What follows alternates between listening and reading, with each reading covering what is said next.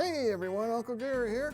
Hey, this is my story about how I took and built a one-man covered storage shed. Let's put it this way, one old man builds a covered storage shed.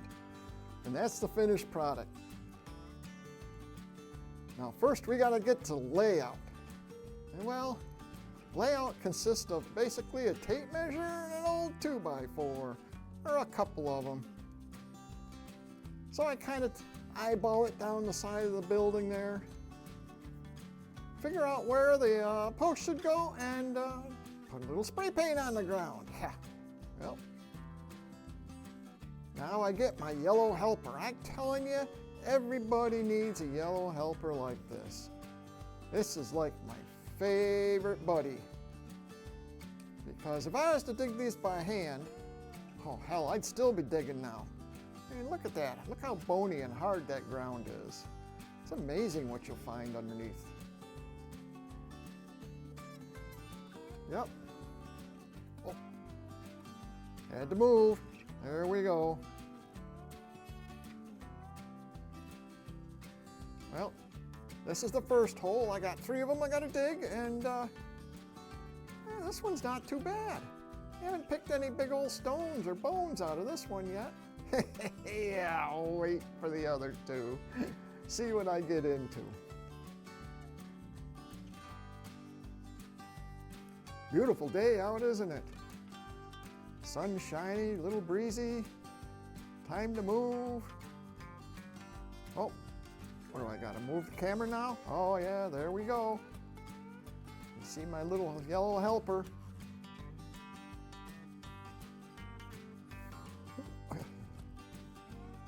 Yeah, this ground's a little bony.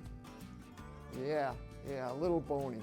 That's like a 150-pound rock right there. It's pretty good size. I think I hit a nest of them. Yep. It's a little hard, but I'll peck at it, I'll get it. Yeah, that's a little mini JCB Mini CX. It's hard to find now, a little landscaping tractor. And JCB stopped making them. They stopped making parts for them. But it's a beautiful little machine. Got all the power in the world. Down to the 3rd hole. I'm telling you, I'm just flying, yes. If I was doing it by hand, whew, like I said, I'd still be there. The snow would be flying, and I'd still be digging. My little yellow helper. Wonderful machine.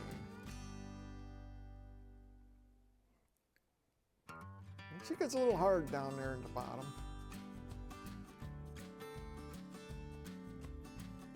And you can tell it's hard because I got to really paw at it to get it out. Where am I getting into? A rock down there? Yeah, there was a stone. And a couple of stones. Must have been a nest of them. Oh, time to go to find some lumber. Oh, you see that orange spray paint on there? Yeah, that's what's called culled lumber. Back in the day, Home Depot and Lowe's used to sell culled lumber. And you could buy a pile of it for a discounted price because it's twisted or cracked or chipped. And well, when I'm working with stuff like this, a little twist, a little chip, doesn't much matter, a little crack. Now here I go. I'm trying to get them to the right distance away from the building. Don't you think I should take the level and see if it's level first? Yeah, and now I got to move it again. Oh, there we go. I took that old 2x4 and I tacked it on to the building and to the post. Oh, it's not tacked yet. I'm trying to get it to where it's supposed to be.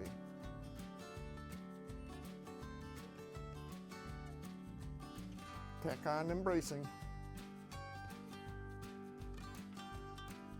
Yeah, there. I ran a line, string, made it 10 inches there, 10 inches there, and I ran it all the way out past the post I just put up. So what I can do is I can measure how far the post is away from the string so I can mark it on my siding, and I know where my ridge board goes. Yeah, so I'm measuring. I kind of did this backwards here in this video, but you'll get the gist of it. 20 inches there, measure 20 inches there, 21 and a half. That means the other one goes on the outside. So.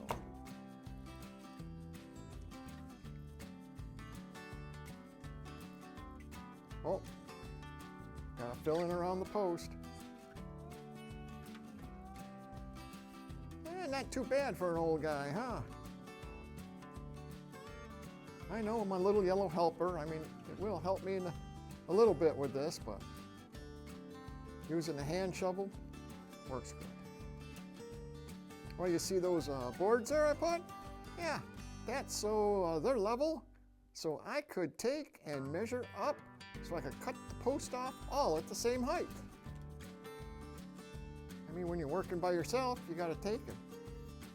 Do what you can for an extra set of hands, and that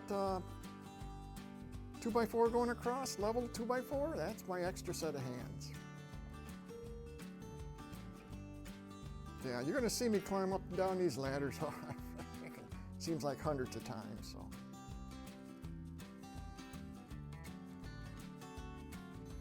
Yeah, it might have been bowed a little bit, that's why I had to flip it. Well, gotta go into supplies. Let's see what I got.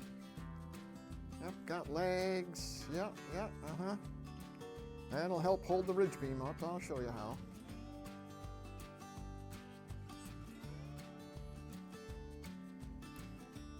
So I got these angles here. Gonna screw them in place.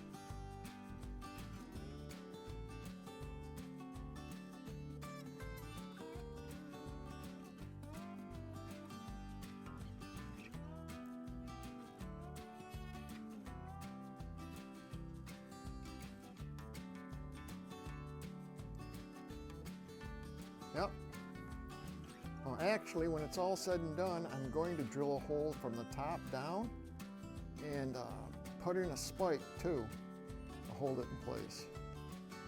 So these brackets will hold it in place on each side, and the spike's going to hold it down. Look at number 40. Well, I took the pieces off the top there, the spare pieces. What I'm doing is I'm making brackets.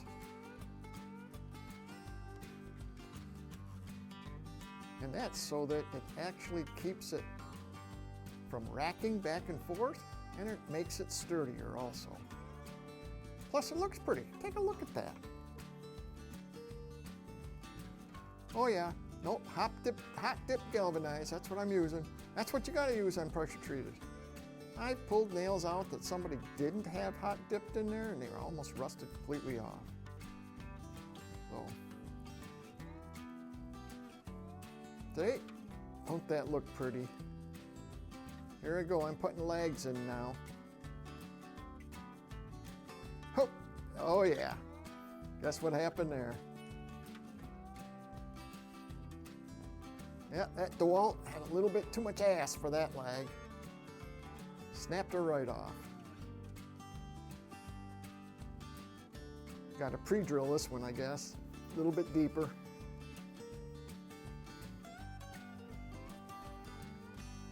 Get in a leg, put her in. There we go. I'm getting tired of walking around these boards. Got to take them down.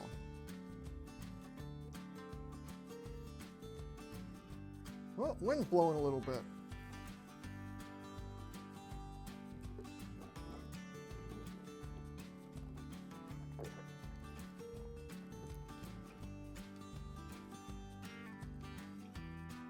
Well, you know what the next step is, right?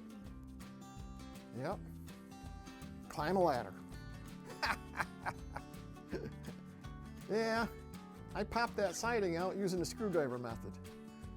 I got a video on that. Oh yeah, where the arrow is, there's a wasp nest back there. They're my friends. I pissed them off a few times, but they didn't come out and bite me, so I guess I'm okay. Though they do get angry when you start pounding on the boards next to them. Yep, gotta make sure everything's good and all the nails are out of there.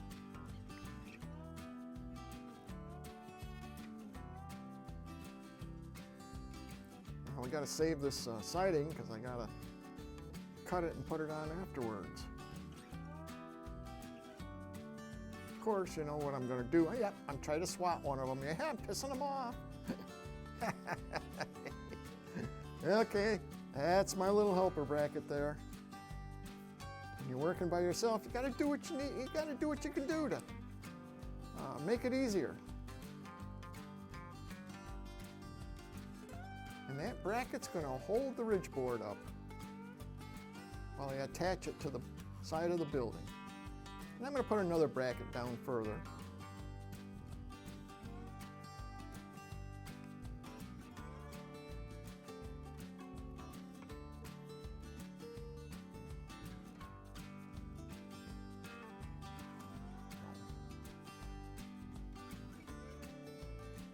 Oh, time to lay out the ridge board. I gotta know where to put the rafters, nail them up there. That's what we're doing here. I'm putting them at 16-inch centers. Why? Because we get a lot of snow where I'm at. And these are 2x12s. And 16-inch centers, as long as I can keep it held to the side of the building, it'll hold up the snow load. There we go. I got a mark up there where it belongs. Put the level on her. Got a screw, pick it up to level, screw, screw, yep. Now I'm going to be screwing it into the bottom of the rafter. And then I'm going to nail it into the studs below. So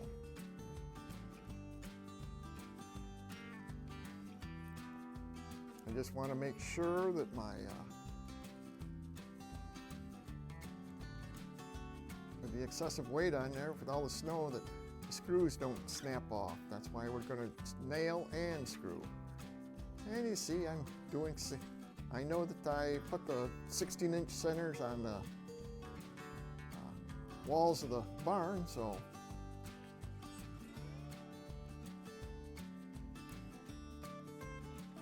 man, I wish I really nailed that fast in real life.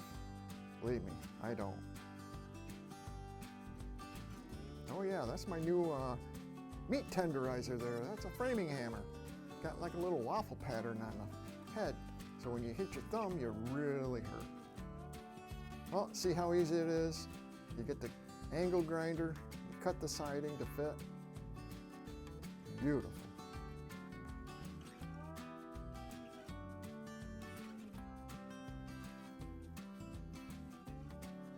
Well, now we got to do layout on top of our beam out there. Yep, see the orange paint? That says it's culled lumber. That's so you can't return it for full price. I use a black marker too when I'm working with this pressure treated stuff. Makes it a little easier to see. Now what type of pitch do I got there? Hell, I don't know. It's whatever it is. But I'll show you how to make a perfect rafter for it. I mean, it is really simple. It's going to take a little bit of time to do it, but it's going to come out perfect.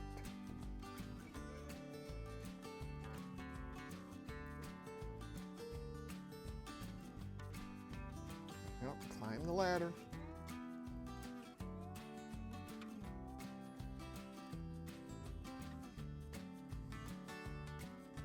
Now we're going to tack it up there. And if you noticed, I tacked it up a little high. And I'll show you why here in a second. I think there's a bracket underneath it too, holding it up. Yes, there is. I told you, those brackets make it like an extra set of hands.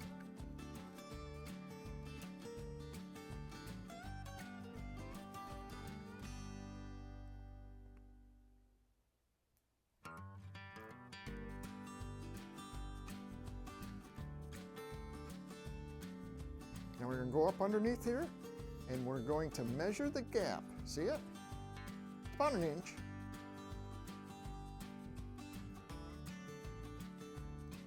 And put the square on there, and that's about an inch. Yep. So I tacked the 2x4 there, made a straight line down. Now that's going to fit perfectly once I cut it off. So now we take it off. Oh, nuts. Go down, get the saw, bring it back, saw it off. Put it back up there, and still remember, leave it that inch high. Tack it back up so it don't fall on your head. Go back down, find yourself a piece of lumber that happens to be an inch high, and it is 3.5 inches wide. Make sure that everything is plumb, because if it isn't, where you cut that bird's mouth, that's going to be where your rafters are. So, mark it. Boom, boom. Take and untack it again. I know. Up and down, up and down. Hell, you don't know how many times I went up and down that ladder.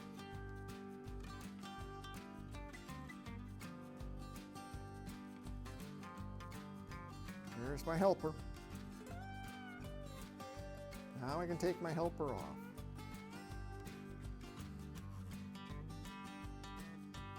Cut the bird's mouth. It's already marked.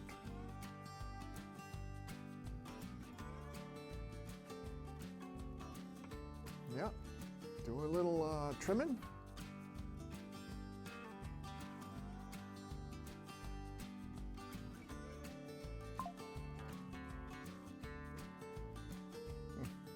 So I tacked it back up there where it was supposed to be. Look at that. Perfect fit. Take a look at that. That's perfect. Now what we're going to do is we're going to cut the tail on the rafter. I think I'm going to have like a 24-inch overhang. Somewhere's in there. That's about the right height. Plumb it. I put these little marks there so I know where the line is. Now I can take it down, cut it, and that is the rafter pattern. Now all I need to do is just keep cutting rafters. Yeah, that's a split one, but she'll work out fine. Use my little helper again. Come on, push it over the bird's mouth.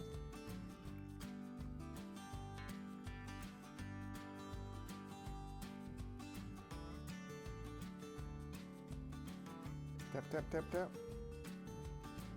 Tack that rafter down. Tack that rafter down, yes, and they are hot dip galvanized.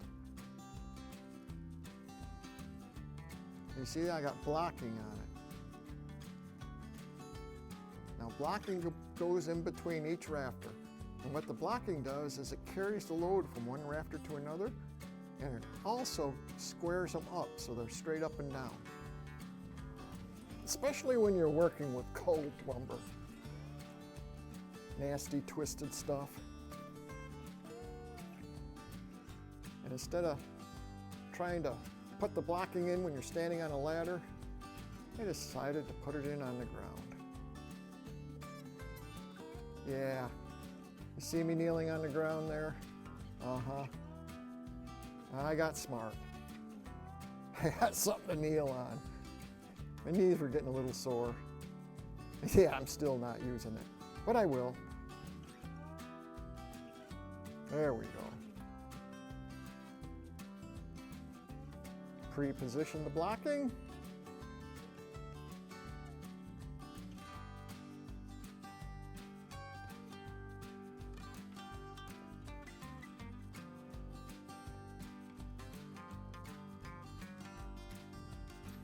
I don't know if you can see it, but I put a piece of blocking up top on the ridge beam also. Yep, right there. Now that's so I can tack the rafter right to the side there. So it's going to be tacked in at an angle, it's going to be tacked in at the side, it keeps it the right distance away, it keeps it straight up and down.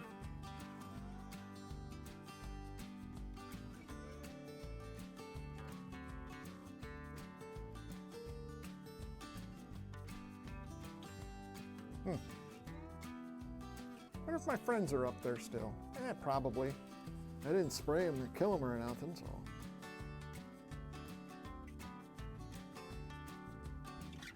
Yep, putting a piece of blocking on for the next one.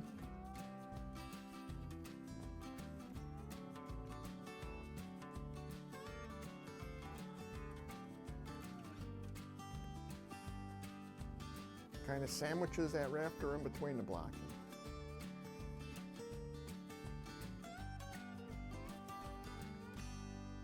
You know, easy the rafters go up.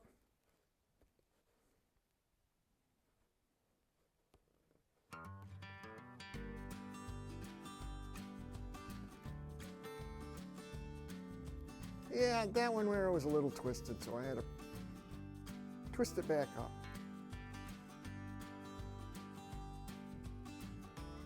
That's the one I've been looking for. That's the last rafter right there.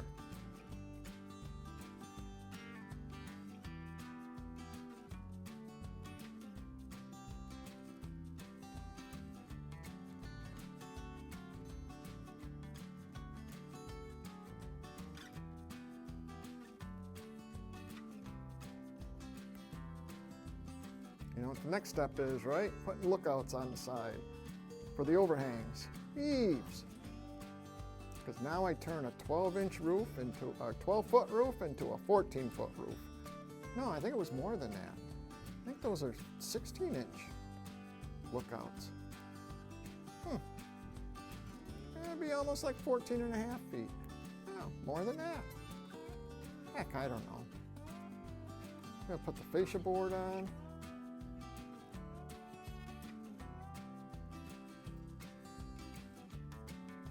I was using a Paz load for this.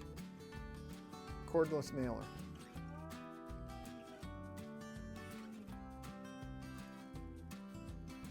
I left the fascia board a little bit away from the building so I could slide the siding behind it.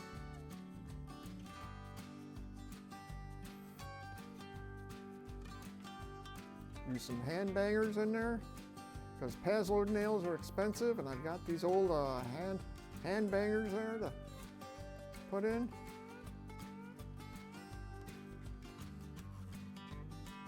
Starting to come together, isn't it?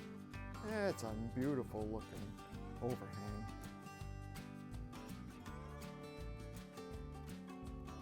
Tell you what, I built it to stand up too, because we had 6 foot of snow on there last year. No problem at all. There, look at that, beautiful. Got that, overhangs, nice straight. See the blocking.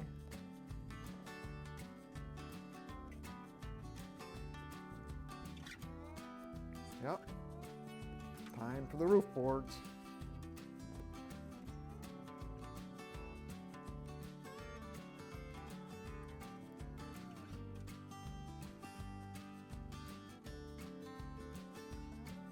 You're 1x12s. Yeah, told you my knees are getting sore.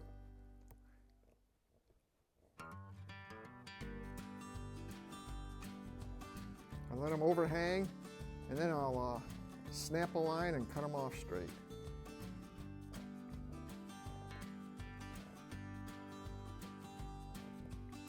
Now, I don't know what happened to the recording of me putting the shingles on, but it's like everything else. You put a little black felt down, put the shingles on top, nail them. Well, up here up top, I ran out of shingles, and I wasn't going to go out and spend another 50 bucks for a bundle for 5 shingles. So, you know what? I had some 3 tabs, pretty close to the same color. I made my architecturals out of 3 tabs. This is how I did it. And there's the architectural right there. You know what? It looks pretty simple. What is an architectural? Well, it's just kind of like a 3 tab, but You know, it's got a couple pieces on top. They look like they got a little angle to them. Use these snips here.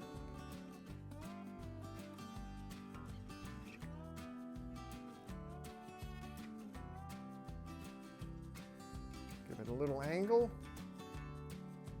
Really didn't much matter. I mean, it's on top of a barn. Who the heck's going to see it?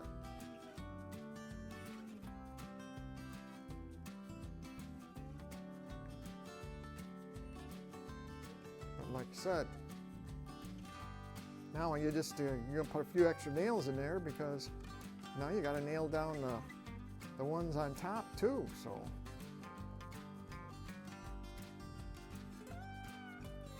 there you go. From 3-tab to architectural with a few quick snips. And that's what the finished product looks like. Hey guys, thanks for watching. Subscribe, give me a thumbs up, and here's the animals. Have fun watching them.